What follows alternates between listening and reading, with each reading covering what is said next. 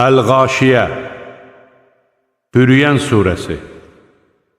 Mərhəmətli və rəhimli Allahın adı ilə. Aləmi bürüyənin xəbəri sənə gəlib çatdımı?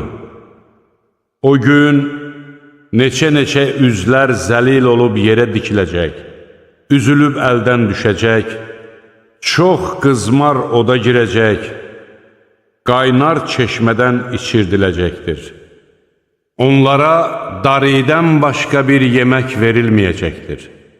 O onları nə doydurar, nə də aclıqdan xilas edər. O gün neçəsinin üzündə fərəh görünəcək, dünyadakı səylərindən məmnun qalacaq, uca cənnətdə olacaq, orada faydasız söz eşitməyəcəkdir. Orada axar çeşmələr vardır, orada hündür taxtlar, düzülmüş piyalələr, yan-yana qoyulmuş yastıqlar və döşəmələrə sərilmiş xalçalar vardır. Məyər onlar dəvənin necə yaradıldığını görmürlər? Göyün necə yüksəldiyini görmürlər?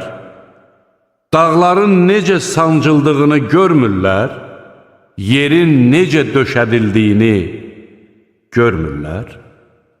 Onlara nəsihət ver. Sən yalnız nəsihətçisən. Sən onların üstündə hökmdar deyilsən. Lakin üz döndərib küfr edəni Allah ən şiddətli əzabla cəzalandırar.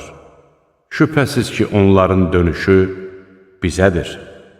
Sonra onları sorğu-suala çəkmək də bizə aiddir.